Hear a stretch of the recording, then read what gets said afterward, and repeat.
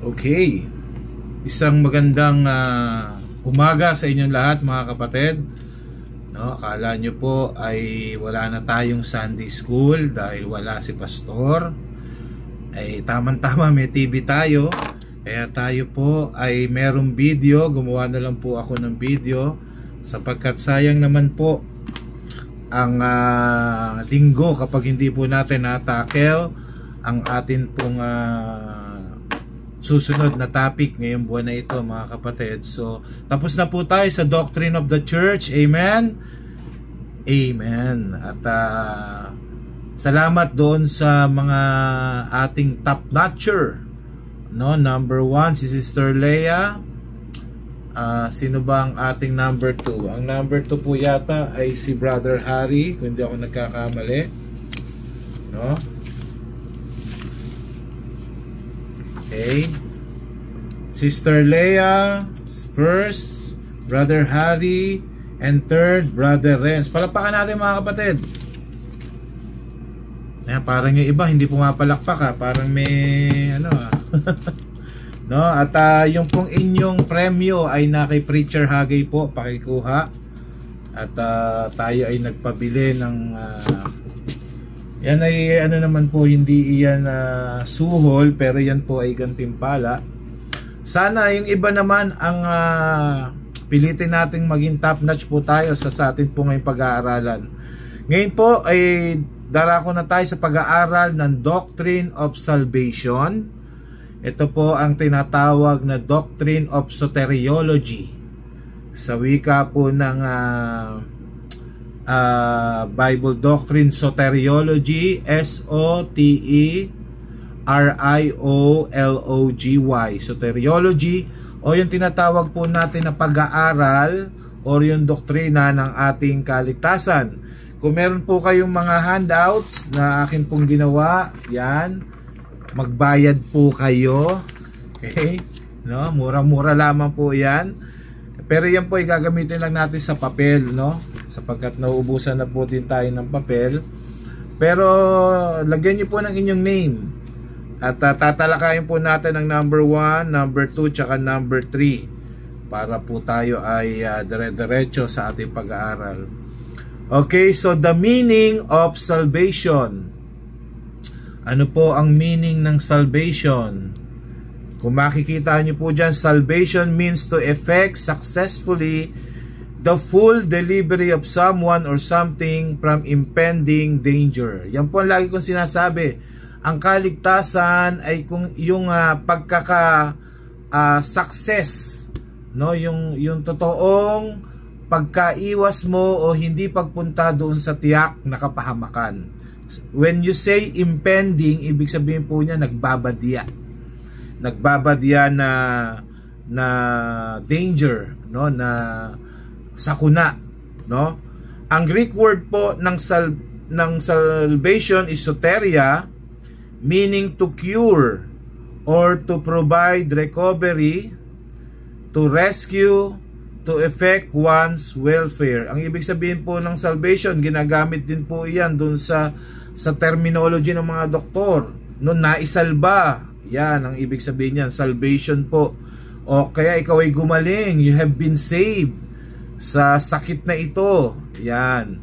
At yan din po ay to rescue. Ibig sabihin yung mga sa field ng medicine, ginagamit po nila itong tinatawag na salvation or soteria.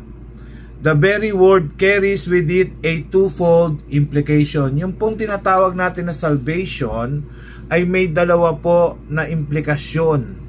Letter A, no? Bago ka magkaroon ng salvation, dapat meron kang letter A, that someone or something needs to be saved. Bago po tayo magkaroon ng tinatawag na kaligtasan, for example, doon po sa area ng medicine, hindi mo po pwedeng sabihin na ikaw ay kailangan ng kaligtasan kung wala ka naman sa kapahamakan. Dapat po meron munang pangangailangan na ikaw ay iligtas. That's what you call that someone or something needs to be saved. So nawain nauunawaan nyo ko mga kapatid.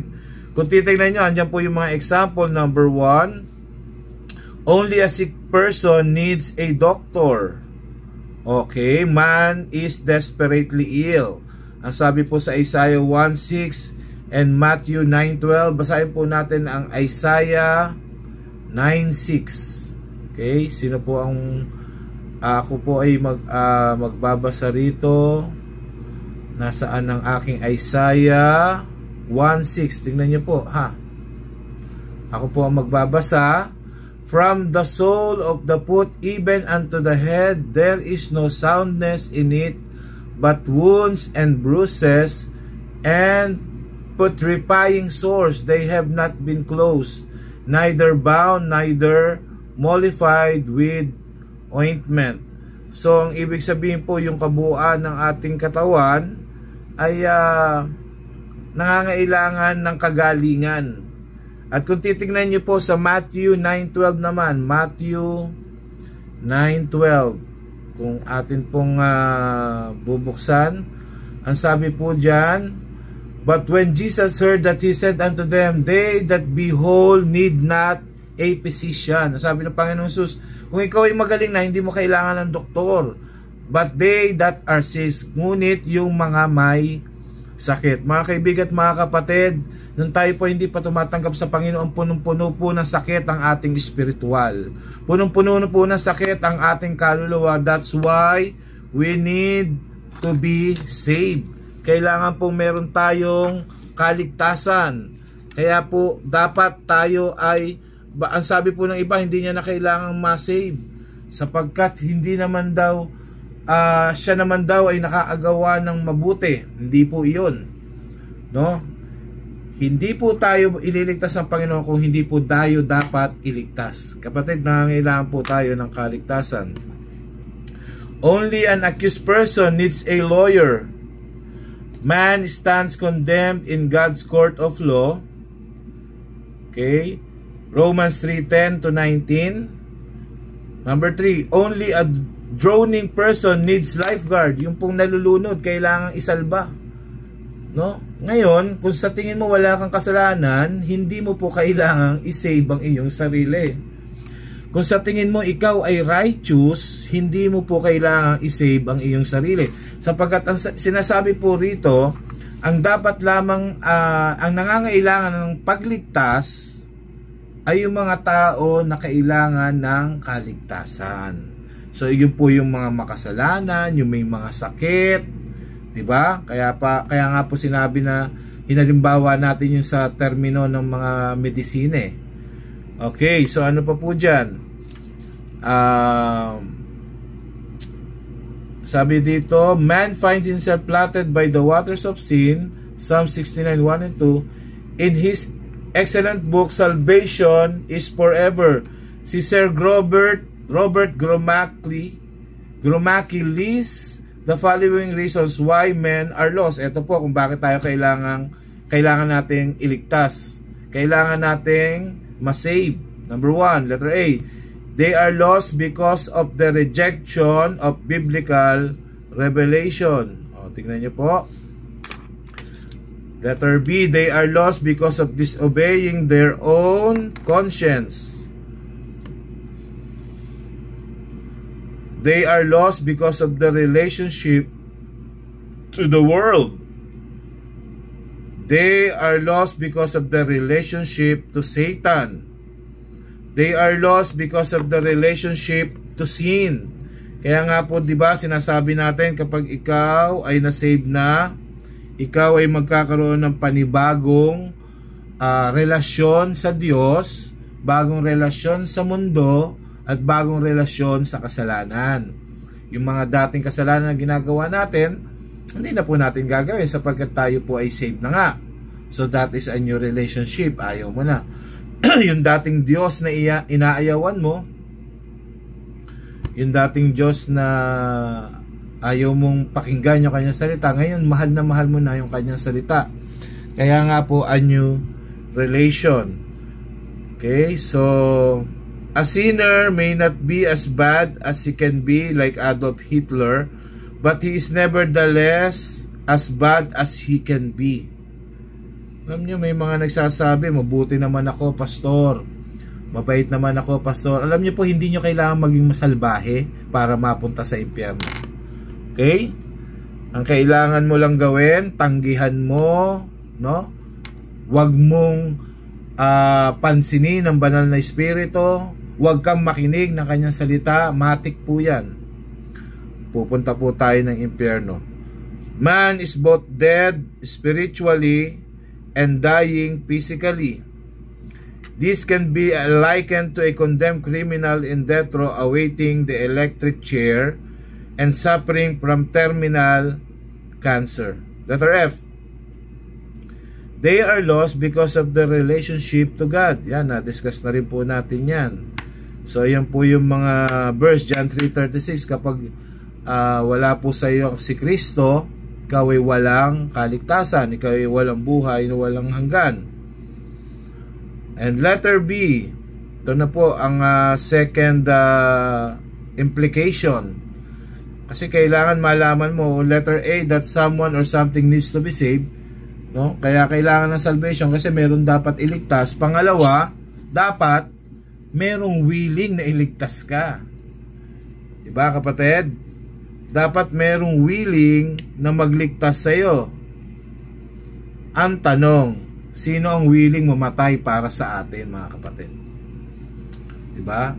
Sino po ang gusto na tayo ay iligtas? Yung papalit kay Kristo na siya magpapako sa krus sa mga kasalanan, hindi naman niya ginawa. Wala po. Palagay ko ha. Diba? Kahit sino pong tao ay hindi po ibibigay ang buhay niya bilang sacrifice para sa mga bagay na hindi naman niya ginawa. Tayo nga galit na galit pag napagbibintangan tayo na yung mga bagay na hindi natin ginawa.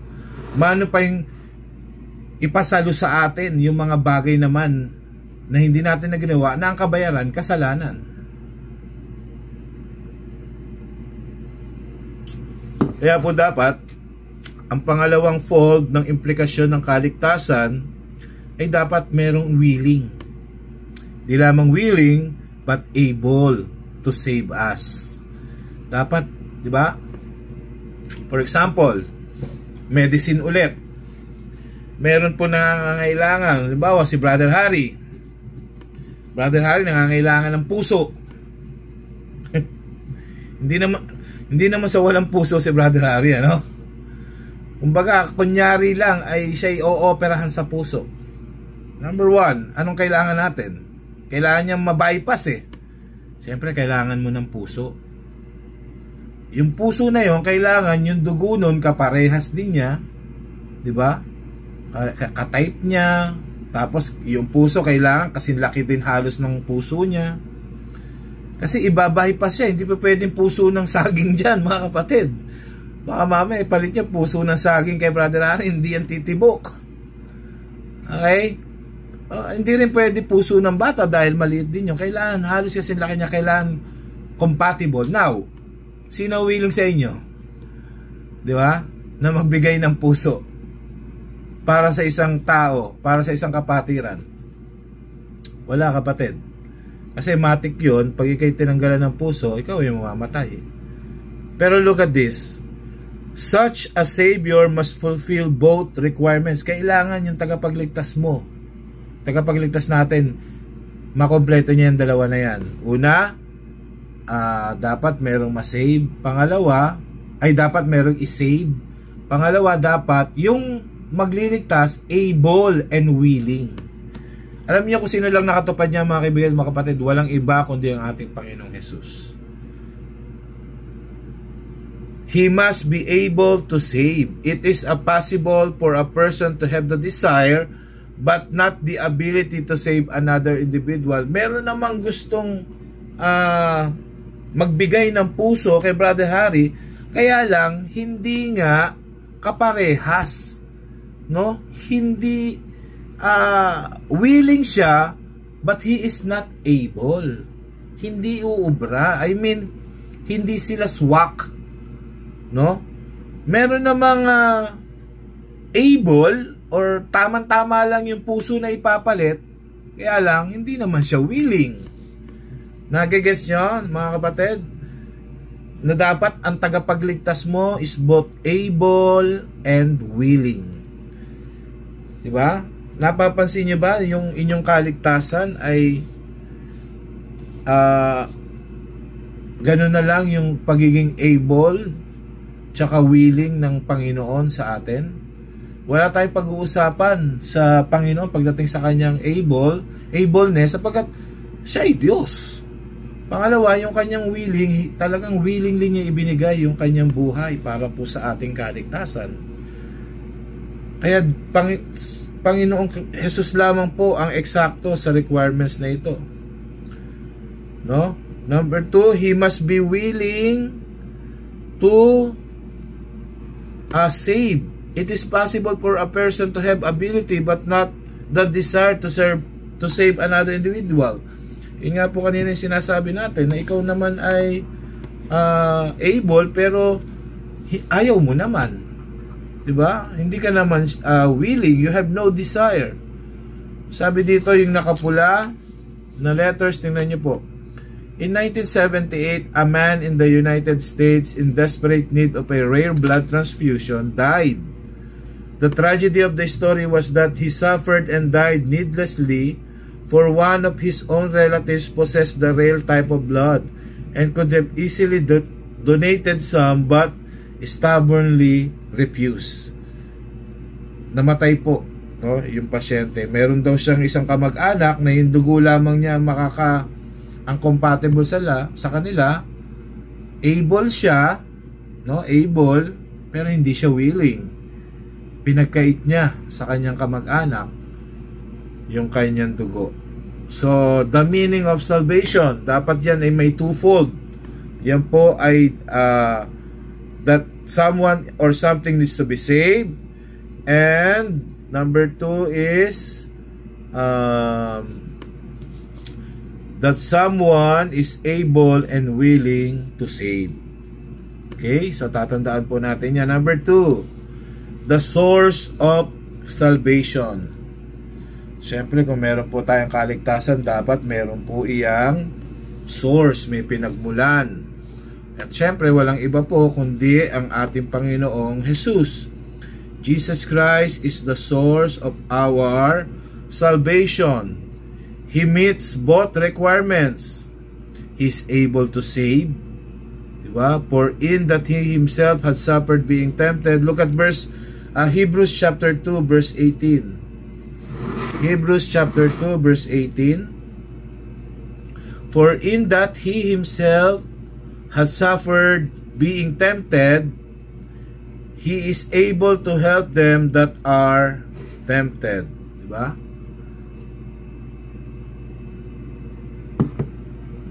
Hebrews chapter 2 verse 18. He is able to help them that are tempted.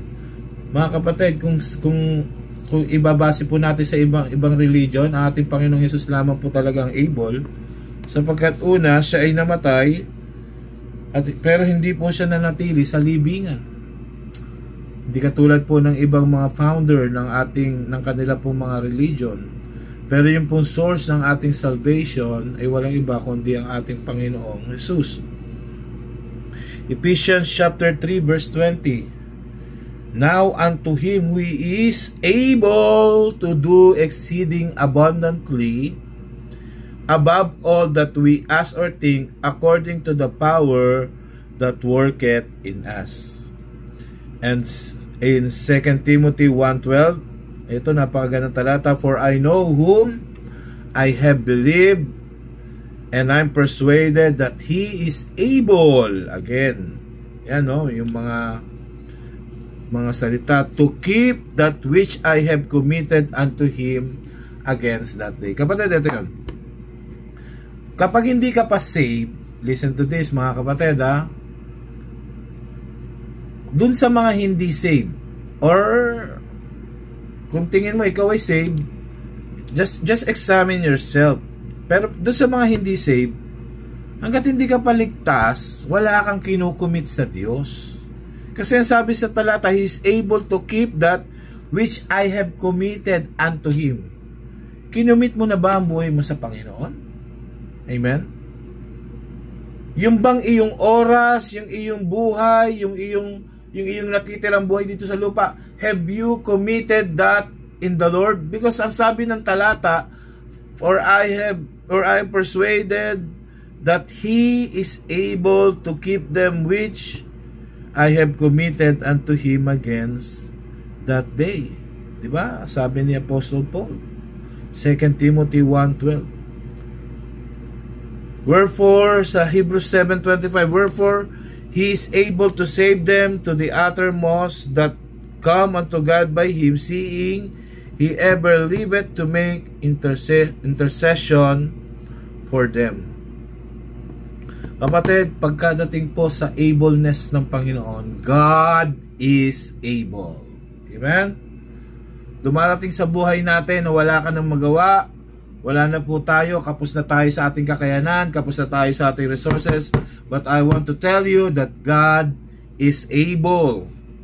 Sa lahat ng bagay na iyong pinoproblema, kapatid, ikaw na Kristiyano, ayos ko sabihin sa iyo that our God is able. At doon po sa mga hindi pa saved, God is able to save you. Kayang-kaya niya po kayong iligtas. Ako ay natutuwa sa ating mga bagong baptize. Amen? Sa ating mga bagong ligtas, sapagkat itinagubilin nyo na yung inyong buhay sa Diyos. You have committed yourselves unto Him against that day. Kaya nga po dapat tayo magpatuloy, mga kapatid, at sa pagpapatuloy natin, dapat tayo po ay nag-elevate. Okay? Tayo po ay pataas ng pataas ang karunungan sa Diyos at ating pananampalataya sa Diyos. Okay? So, letter B. Kung si Kristo ang source ng ating kaligtasan dahil siya ay able to save, letter B, is willing to save. Siyempre. Diba? Ang sabi po doon sa Matthew 8 verse 2 and 3. And behold, there came a leper and worshiped Him, saying, Lord, if thou wilt, thou canst make me clean. And Jesus put forth His hand and touched him, saying, I will, be thou clean. And immediately his leprosy was cleansed. Ang ganda sa Panginoon, wala po siyang tinatangi. Meron lang pananampalataya, gabutil na pananampalataya ka sa Panginoon, kaya kanyang pagalingin. Kasi wala siyang pinipili, wala siyang tinatangi. Tingnan nyo, kung may tinatangi ang Panginoon, halimbawa, ang tinatangi niya lang yung mga nakapag-aral. Diba? Yung mga matatalino lang. Hindi siya magiging willing na i-save yung mga, diba? O kaya nagsabi niyan, mga bobo. Diba? Ang isa-save niya lang yung mga matatalino. Pero ang sabi sa Bible, He is willing to save Pati mismo yung mga humiling sa Kanya na pagalingin niya na hindi naman niya kilala, willing ang Panginoon. Kapatid, willing ang Diyos na manguna sa buhay mo. No? Unahin mo lamang siya, pakinggan mo ang banal na Espiritu, makinig ka ng Kanyang salita. Kasi sa pakikinig ng salita, doon palilinawin ng banal na Espiritu yung iyong mga mata na binubulag ni Satan. Ano po? Kaya ang sabi diyan ay sabi nung lalaki ay, Panginoon, i-ano mo lang,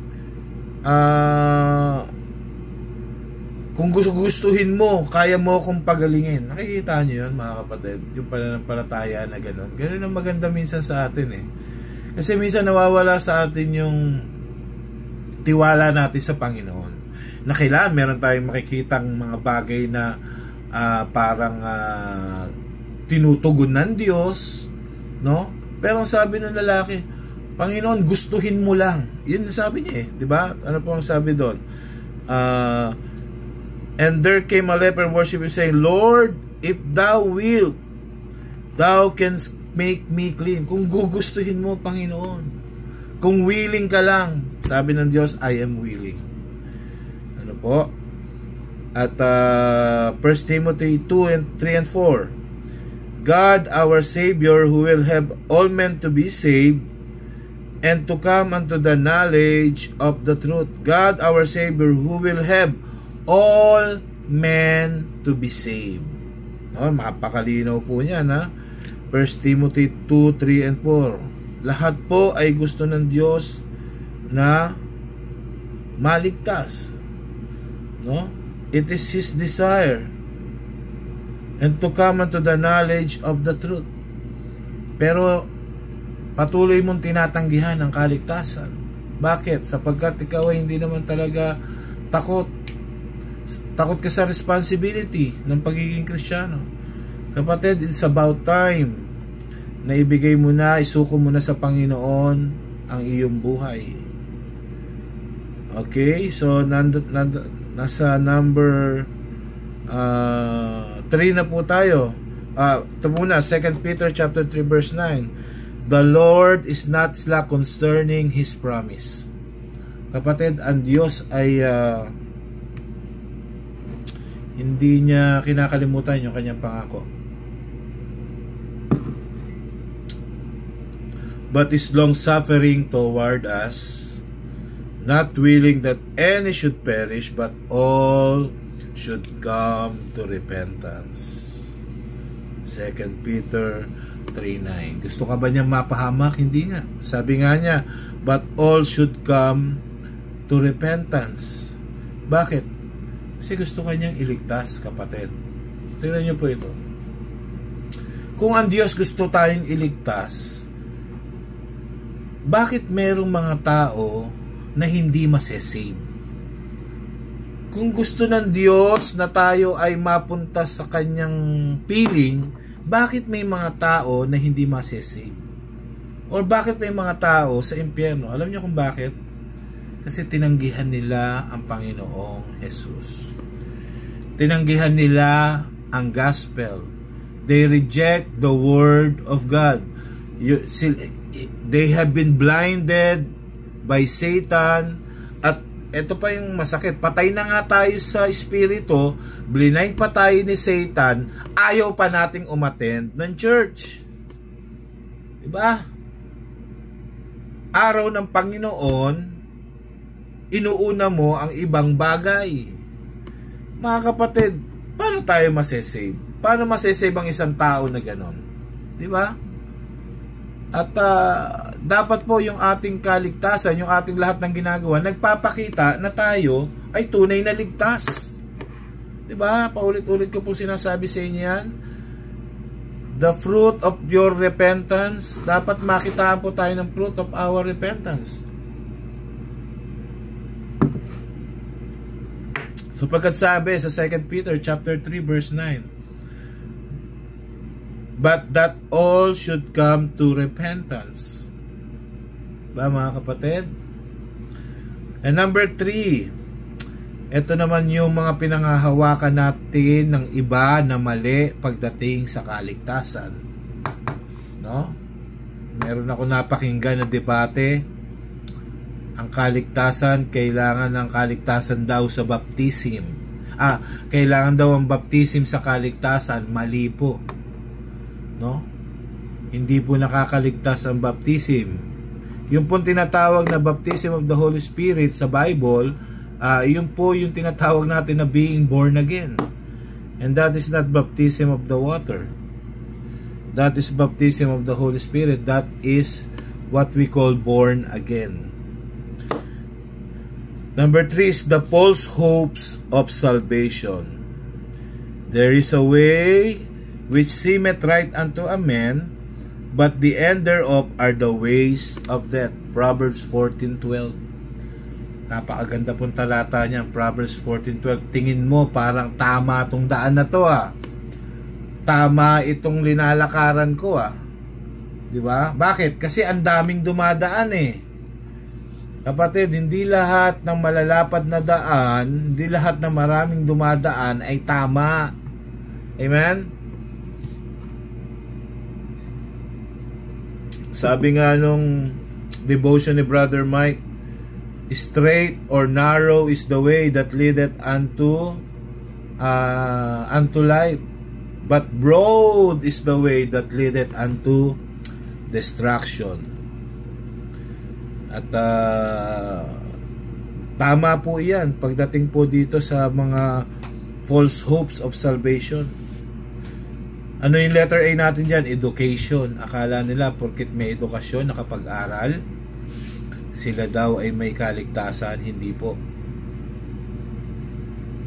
Okay? On two separate occasions, Paul warns Timothy about the folly of depending on education. Buksan po natin 1 Timothy 6:20. 1 Timothy 6:20. Ano po ang sabi diyan? 1 Timothy 6:20. O Timothy, keep that which is committed to thy trust, avoiding profane and vain babblings, and oppositions of science, falsely so called, which some professing have erred. Yan. Yung mga nagpo-profess, yung mga Kristyanuhan, yan ang nagpapaumpisa sa church to err.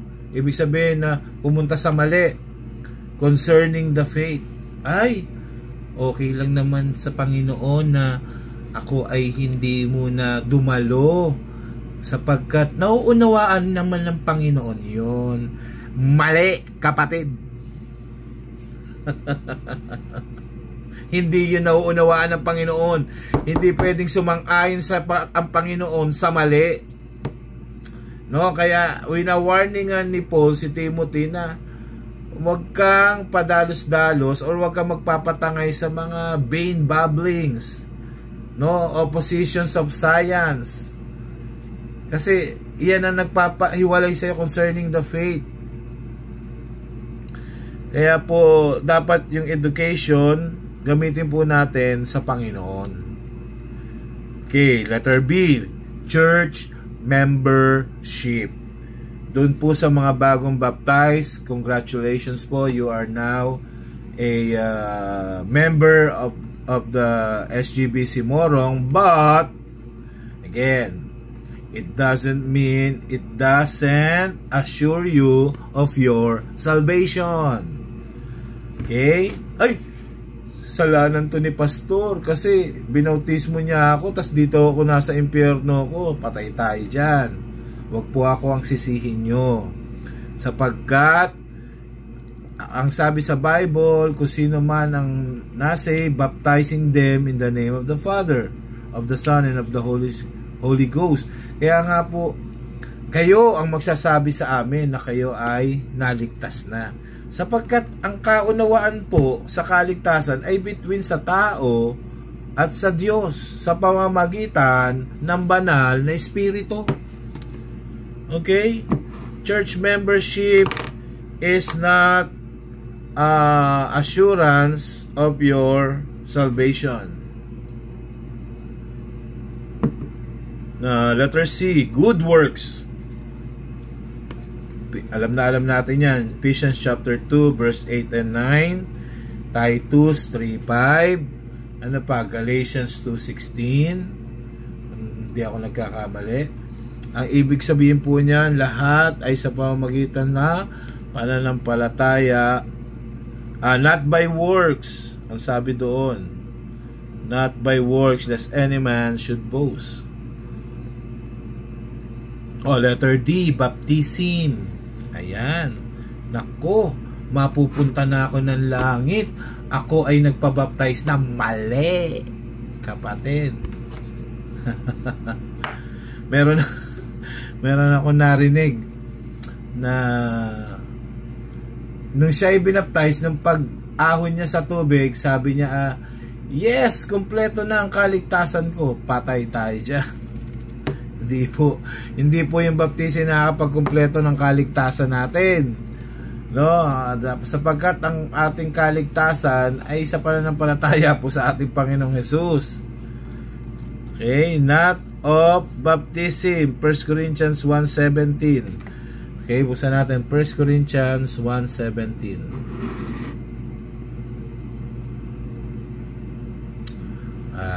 Ang sabi po diyan, for Christ sent me not to baptize, but to preach the gospel, not with wisdom of words, lest the cross of Christ should be made of none effect. No? Binaliwala nga rito yung baptism eh. Ang inano niya yung preaching, sabi ni Paul, hindi ako para magbaptize, hindi ako diyan. Para ako ay sa pagpipreach ng gospel. Yun po ang ating tayo pagdating diyan po sa baptism. Letter E, proper environment. Aba, kung maganda pa lang iyong lugar o magandang iyong surroundings, ikaw ay pwedeng masave.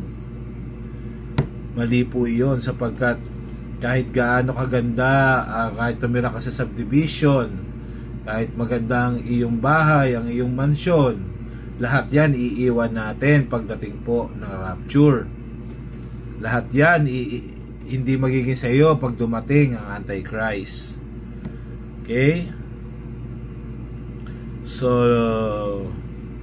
letter F, keeping the law. Yan. Marami, hanggang ngayon meron pong naniniwala na sa pagtupad ng 10 utos, no?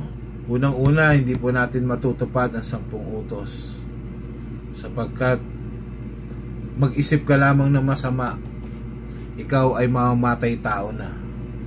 Mag-isip ka na lamang ng masama, ikaw ay magiging fornicator na. Okay? So wala po nakakasunod dyan. Kaya hindi po iyan ang basihan ng ating salvation. Confirmation or religious confirmation as far as removed from redemption's transformation is a lump of coal from glittering diamond. Yung mga papuri ng ibang tao, yung mga papuri ng mga samahan, yung mga pinupuri ka na ikaw na yung pinakamagaling na pastor sa buong mundo, yan, di po ibig sabihin yan na ikaw ay masisave. Letter H, living by the golden rule, parang parehas lang po ng 10 utos. Sincerity, lodge membership, alam mo kung ano yan tithing, pastor, lagi ako nagtatight, hindi rin po ibig sabihin maliligtas ka dyan. Secular organization, akro ka ba? Ano pa ba? Okra ka ba? Taugama, hindi yung mga fraternal organization. Eagles ka ba? Mason, hindi po yan. Hindi po yan ang makakaligtas sa atin sa tiyak na kapahamakan. And lastly, yun pong religious organization, no? The World Council of Churches, yung mga samahan ng mga pastor, ng mga bishop, hindi po iyan ang basihan ng ating kaligtasan. Ang basihan po ng ating kaligtasan ay kung ikaw ay nanampalataya sa ating Panginoong Hesus at tinalikuran mo ang iyong kasalanan. Amen? So, hanggang dyan lang po muna tayo. Hanggang dyan lang muna ang ating pag-aaral, sapagkat mas maganda yung iba ay personal ko po na ituro sa inyo, sapagkat may mga tanong ay i-reserve nyo po sa next Sunday.